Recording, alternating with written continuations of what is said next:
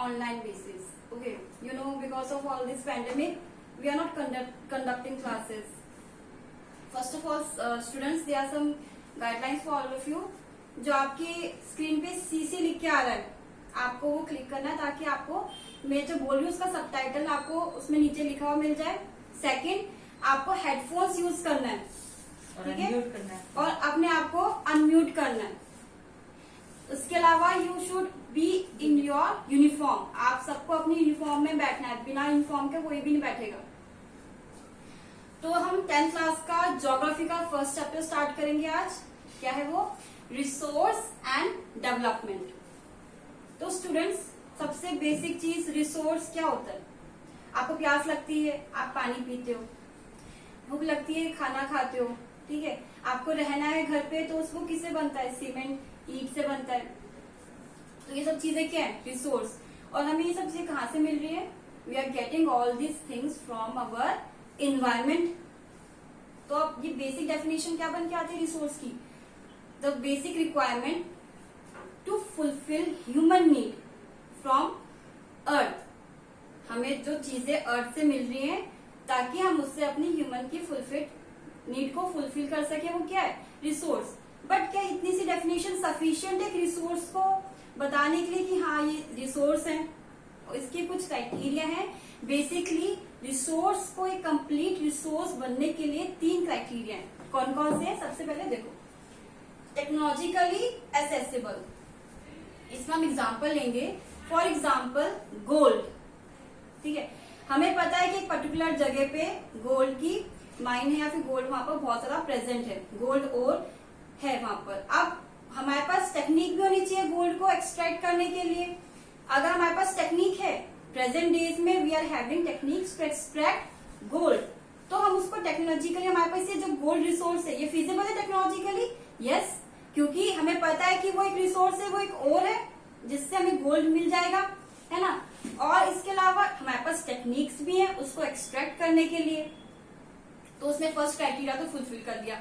अब सेकंड क्या है? इकोनॉमिकली फीजिएबल. क्या है? इकोनॉमिकली फीजिएबल. अब इकोनॉमिकली फीजिएबल का मतलब क्या है? आपने टेक्नोलॉजी को यूज करके, फॉर एग्जाम्पल इनकम लगाई, आपने इनपुट लगाया है उसमें 1 करोड़ का, ठीक है. आपने उसमें इनकम लगाया है 1 करोड़ का, पर जो आपको जो आउटपुट मिल रहा है वो कितने का मिल रहा है? ओनली 50,000. तो कितना ज्यादा डिफरेंस आ गया. चलो 50 लाख भी मान लो, पर फिर भी आप तो लॉस में हो. तो ये इकोनॉमिकली फिजिबल तो हुआ ही नहीं. अगर ऐसा हो कि आपको उसमें इनपुट जो आप डाल रहे हो, अपने जो इन्वेस्टमेंट कर रहे हो, मशीन्स यूज कर रहे हो, लेबर लगा रहे हो, और उसमें आप 1 करोड़ लगा के भी आपको कम से कम 10 करोड़ या फिर 2 या 3 करोड़ का आपको बेनिफिट मिल रहा है, तो ये इकोनॉमिकली क्या है? फिजिएबल है, ठीक है. ये क्या होगी? इसकी सेकेंड क्राइटेरिया हो गया. थर्ड क्या है? Culturally acceptable. मीन्स हमारी जो सोसाइटी है उसको एक्सेप्ट भी करना चाहिए कि हाँ ये रिसोर्स हम इसको यूज कर सकते हैं. ऐसा तो नहीं है ना कि गोल्ड हमने एक्सट्रैक्ट कर लिया और हम उसको यूज ही नहीं कर रहे, बस उसको एक्सट्रैक्ट करके रखे जा रहे हैं. ऐसे तो उसकी हमें पता है कि उसकी डक्टाइल प्रॉपर्टी बहुत अच्छी है, वो मेलेबल भी बहुत अच्छा है, और उसको हम ज्वेलरी में भी यूज करते हैं. उसके अलावा उसका स्टॉक प्राइस भी काफी अच्छा है. बट अगर ऐसी कोई दूसरी चीज होती, कोई दूसरा रिसोर्स होता जिसको हम उसको एक्सट्रैक्ट भी कर रहे हैं, उसमें हम इनकम भी लगा रहे हैं, तब भी हमें कोई फायदा नहीं मिल रहा उससे, तो फिर हम उस ऐसी चीज को, ऐसे रिसोर्स को एक्सट्रैक्ट क्यों करेंगे? तो रिसोर्स क्या है? Basically resource is anything which is available to us from our environment, from our earth to satisfied और to fulfil human needs. And resource has to fulfil these 3 criteria. अब मैं दोबारा से रिपीट कर रही हूँ कौन कौन से क्राइटेरिया है. सबसे पहले क्या है? Technologically accessible. हमारे पास प्रॉपर टेक्निक्स होनी चाहिए. अब मैंने आपको इसमें गोल्ड का एग्जांपल दिया था, एक दूसरा एग्जांपल देती हूँ हॉट स्प्रिंग्स का, या फिर जो आपकी हॉट गीजर्स होते हैं ना, बहुत सारे वॉल्केनिक्स के इरप्शंस के पास में होते हैं जिससे हमें गर्म गर्म हवाएं निकलती हैं, नेचुरल है वो सब. हमें पता है अगर हम उसको स्टीम को डायरेक्टली यूज करें तो जब वाटर को स्टीम बनाकर फिर इलेक्ट्रिसिटी प्रोडक्शन करते हैं, उसमें क्या ज्यादा हमारा इन्वेस्टमेंट हो रहा है, बट हमारे पास स्टीम अवेलेबल है, तो वो एक स्टेप बीच में खत्म हो गया ना कि पानी को स्टीम में कन्वर्ट करके फिर इलेक्ट्रिसिटी बना रहे हैं. हमारे पास नेचर में अवेलेबल है वो स्ट्रीम, है ना. But we don't have any technique हमारे पास टेक्निक है ना उसको एक्सट्रैक्ट करने के लिए या फिर उसको यूज करने के लिए, तो वो क्या है, टेक्नोलॉजिकली एसेसिबल नहीं है। बट साइंटिस्ट हैं बहुत सारे, उसको अपने मतलब कि जो हमारे साइंटिस्ट है वो अपना माइंड यूज कर रहे हैं, स्टडीज कर रहे हैं कि हम इस स्टीम को, इन हॉट गीजर्स को कैसे यूज कर सके for the production of electricity. और बहुत सारी जगह ऐसे टेक्निक्स बने भी हुए हैं। फॉर एग्जाम्पल जैसे जो पोलर एरियाज है, ठीक है, वहां पर क्या है, बहुत ज्यादा ठंड होती है। तो अगर आपने डिस्कवरी देखा होगा कभी, तो वहां पर क्या करते हैं, जो ये आपकी हॉट जो गैसेस निकलती है ना, उसमें से उनको अंदर इनबिल्ट कर देते हैं पाइप्स के थ्रू। अब पाइप्स में क्या है, हॉट एयर जाती है और वो हॉट एयर जो पाइप है वो सीधा उनके घर के अंदर अंडरग्राउंड फिट कर देते हैं। तो उनको हीटर्स की जरूरत नहीं पड़ती, क्योंकि उनके घर में वहां पर क्या है, बहुत ज्यादा ठंड पड़ती है, तो उनको वो चीज काफी बेनिफिट करती है। तो ये टेक्निक है वहां पर। ये चीज समझ में आ गया कि आपका जो रिसोर्स होना चाहिए वो क्या होना चाहिए, टेक्नोलॉजिकली एसेसिबल। इस वर्ड का मीनिंग आपको पता होना चाहिए। 9th क्लास तक आप रिसोर्स पढ़ते आए थे कि what is resource, everything which is available to us from our environment is resource. But अब 10th क्लास में आप ये चीज पढ़ोगे कि कौन कौन से क्राइटेरिया है जो रिसोर्स को फुलफिल करना चाहिए। सबसे पहला टेक्नोलॉजिकल एसेसिबल, आई थिंक ये पॉइंट आपका क्लियर हो गया होगा। सेकंड क्या है, economically feasible. Economically feasible, FEASIBLE। बहुत सारे बच्चे बोर्ड में इसकी स्पेलिंग लिख के आते हैं, तो उनके मार्क्स वही कट जाते हैं, ठीक है। अब इकोनॉमिकली फीजिबल का मतलब क्या है कि आप जो जितना इन्वेस्टमेंट कर रहे हो उतना आपको आउटपुट नहीं मिल रहा है, तो फिर क्या फायदा, ठीक है। तो ऐसा इन्वेस्टमेंट करो जिसमें आपको बेनिफिट भी मिले उस रिसोर्स से, तो उसको हम क्या बोलेंगे, economically, the resource must be economically feasible. Next आपका क्या है, कल्चरली एक्सेप्टेबल। जो भी आप रिसोर्स एक्सट्रैक्ट कर रहे हो in the form of ore और जैसे वुड एक्सट्रैक्ट कर रहे हो, तो वो कल्चरली एक्सेप्टेबल होना चाहिए। अगर वो कल्चरली एक्सेप्टेबल नहीं है, या फिर किसी ह्यूमन बींग्स को उससे प्रॉब्लम है, या फिर किसी के कल्चर को वो प्रॉब्लम क्रिएट करता है, या फिर किसी भी यूज में नहीं है, तो हम उसको एक्सट्रैक्ट नहीं करेंगे। स्टूडेंट्स, ये डेफिनेशन आपको क्लियर है? मैंने आपको इसकी PDF सेंड की हुई है। What is resource? Resource is everything which is available to us from our environment to satisfy human needs. अब वो कौन कौन सी 3 क्राइटेरिया जो उसको फुलफिल करना चाहिए, टेक्नोलॉजिकली एक्सेसिबल, टेक्निक्स अवेलेबल होनी चाहिए, इकोनॉमिकली फीजिएबल, इसकी स्पेलिंग लर्न करना ढंग से, and culturally acceptable. This is all about the definition of resource. 2 marks में आती है एग्जाम में। नेक्स्ट यहाँ पर मैंने सेकंड डायग्राम बनाया हुआ है, ह्यूमन बींग्स। ह्यूमन बींग्स का आपकी बुक में है ये डायग्राम, ठीक है। तो अब इसमें क्या बता रखा है कि human being is a main resource. Basically हम क्या है, we are a human resource. अब हमारा इंटरेक्शन आउटसाइड वर्ल्ड में कैसा है, ठीक है। ह्यूमन बींग क्या करेगा, सर्च करेगा, एक्सप्लोर करेगा अपने आप को। कहाँ पर एक्सप्लोर करेगा, फिजिकल इन्वायरमेंट, ठीक है। वो अलग बात है कि आजकल जो हमारे साइंटिस्ट है वो दूसरे नासा और जो इसरो है वो दूसरे स्पेस में या फिर दूसरे प्लैनेट्स में भी एक्सप्लोर कर रहे हैं। बट अगर हम बेसिकली अपने अर्थ के बारे में बात करें तो ह्यूमन बींग्स क्या करते हैं, they are exploring our physical environment. हमें कैसे पता चलेगा कि ये रिसोर्स यहाँ पर प्रेजेंट है, या फिर हमारे अर्थ में इतने रिसोर्स भी अवेलेबल हैं? क्यों? तभी तो पता चलेगा जब ये ह्यूमन बींग्स उनको एक्सप्लोर करेगा। ये चीज क्लियर है कि हमारा human beings, we human beings क्या करें, we are exploring our physical environment.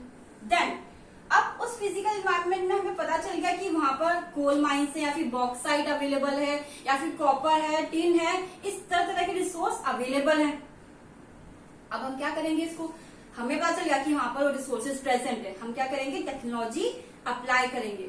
यहाँ पर क्या है, ये ह्यूमन बींग पहले तो एक्सप्लोर करेगा फिजिकल इन्वायरमेंट में, फिर टेक्निक्स यूज करके उनको एक्सट्रैक्ट करेगा, ताकि हम उनको इंस्टीट्यूशंस, यहाँ पे इंस्टीट्यूशंस क्या है, फॉर एग्जांपल फिजिकल इन्वायरमेंट से हमने वुड कट करी, ठीक है, टेक्नोलॉजी हैमर या फिर कोई भी मशीन से हमने बहुत सारी वुड्स कट करी, ट्रीज जो टीक प्लांट ट्रीज होते हैं लंबे लंबे बड़े बड़े, उनको हम किसी छोटे मोटे टूल्स को कट नहीं कर सकते, उनके लिए मशीन चाहिए। हमने कट करी, टेक्नोलॉजी अप्लाई करी, अब उन वुड से हम वुड फिल बना सकते हैं, उनको हम रबर फैक्ट्री में पहुंचा सकते हैं, फाइबर प्लांट्स में पहुंचा सकते हैं। तो ये सब क्या है, दीज ऑल आर इंस्टीट्यूशंस। तो एक तरह की साइकिल है जो आपस में इंटरलिंक्ड है। होपफुली आपको ये दोनों चीजें समझ में आ गई होंगी। सबसे पहले what do you mean by resource, ऐसी कोई रिसोर्स जो हमें इन्वायरमेंट में इजिली अवेलेबल है, ठीक है, 3 criteria, technologically accessible, economically feasible and culturally acceptable. Second आपका डायग्राम जो मैंने आपको समझाया था वो क्या था, ह्यूमन बींग्स। अभी ह्यूमन बींग्स क्या करेंगे, फिजिकल एनवायरमेंट में अपने आप को एक्सप्लोर करेंगे। ओके, देन टेक्नोलॉजी यूज करके उस पर्टिकुलर रिसोर्स को एक्सट्रैक्ट करेंगे। उसके अलावा क्या करेंगे, फिर उनको इंस्टीट्यूशंस में भेजेंगे। अपार्ट ऑफ दिस, अभी आजकल न्यूज आ रही है, आपने देखा हो, तो नासा क्या कर रहा है, हमारे अर्थ के पास एक एस्ट्रॉइड है जिसके अंदर हमारे अर्थ से भी ज्यादा गोल्ड प्रेजेंट है। ठीक है, न्यूज पढ़ना ये वाली, तो उसमें क्या कर रहे हैं, वो रोबोट भेज रहे हैं वहां पर ताकि उस गोल्ड को वहां से एक्सट्रैक्ट करे। और वो नासा इस चीज की बिल्कुल कोशिश कर रहा है, उसने दावा किया है कि जो वहां पर रोबोट भेजेगा उसका जो इनपुट है वो कम है, आउटपुट उनको ज्यादा मिलेगा। तो ये क्या हुआ, एक्सप्लोर किया ना उन्होंने, किसमें, फिजिकल इन्वायरमेंट में। यहां तक आपको ये सब चीजें क्लियर है। नेक्स्ट अब हम पढ़ेंगे क्लासिफिकेशन। ठीक है, क्लासिफिकेशन ऑफ रिसोर्स। बेसिकली आपके इस चैप्टर में 4 टाइप्स है आपकी क्लासिफिकेशन ऑफ रिसोर्स की। सबसे पहला क्या है, on the basis of origin. Second is on the basis of exhaustibility.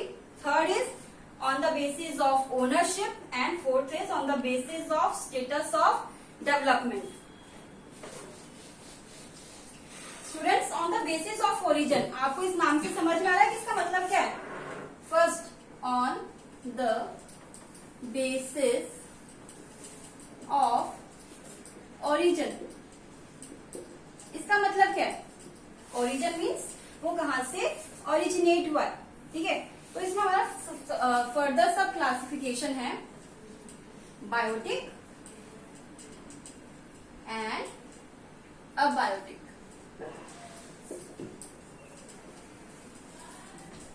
ठीक है, 4 क्लासिफिकेशन है आपकी। सबसे पहले क्या है, on the basis of origin. अब जहां पर भी आपको ये वर्ड बायो आता है तो आप ये चीज समझ लो कि बायो मीन्स लाइफ। ठीक है, बायो मीन्स लाइफ। तो यहाँ पर बात किसकी हो रही है, लिविंग बींग्स की। ठीक है, बायोटिक मतलब यहाँ पर किसकी बात की जा रही है, लिविंग बींग्स की, लिविंग बींग्स की। तो कौन कौन सी चीज आ सकती है इसके अंदर, flora, fauna, we human beings, ये सब क्या है, these all are living beings. तो ये सब क्या है, बायोटिक ओरिजिन।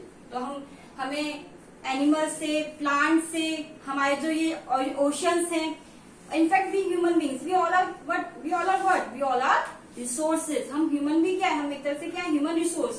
क्योंकि अगर हम ही नहीं होते तो हम इन सब चीजों को एक्सप्लोर कैसे करते और उनको यूटिलाइज कैसे करते।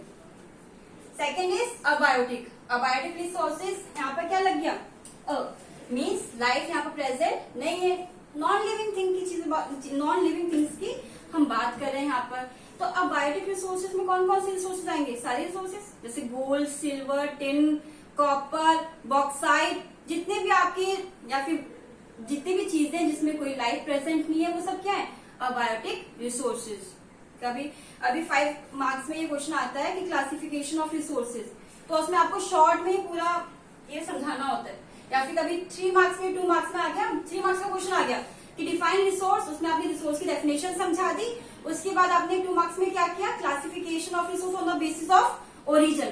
तो आपने बायोटिक रिसोर्स लिखा, उसकी डेफिनेशन लिखी कि resource which are we get from living beings are biotic resources. उसके एग्जाम्पल्स हमने प्रोवाइड कर दिए, flora, fauna, and then abiotic resources which we are getting from non living organisms, for example gold, silver, diamond, tin, bauxite etcetera.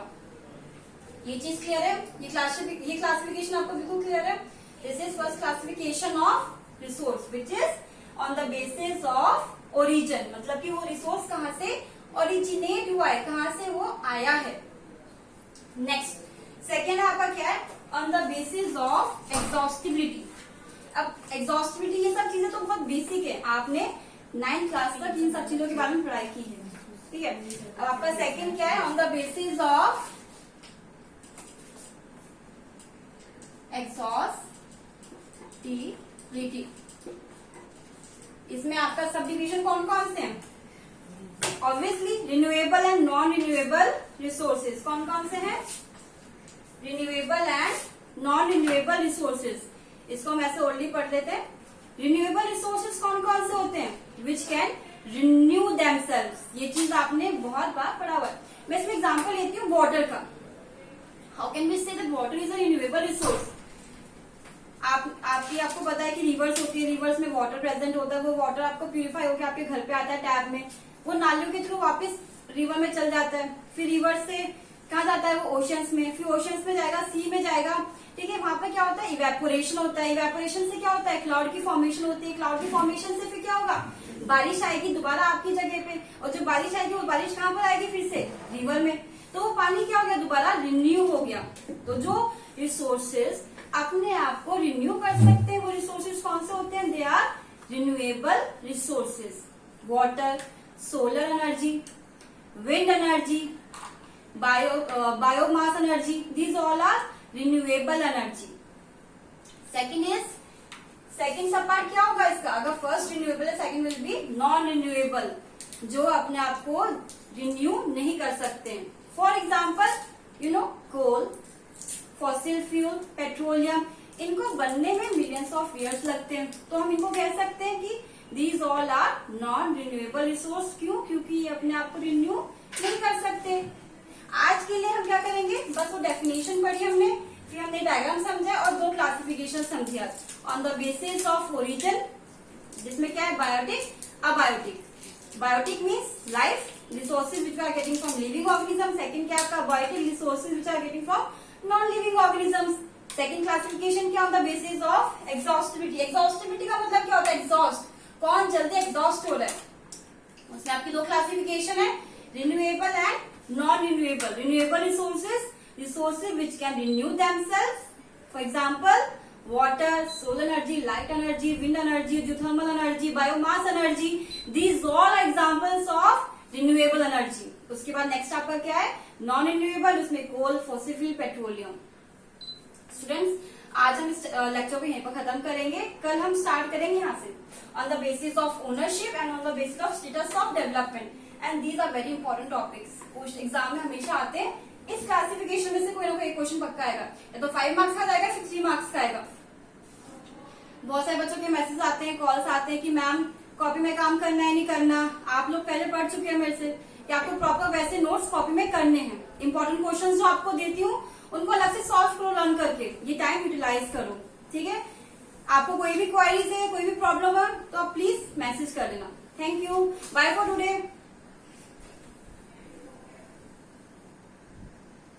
ठीक है।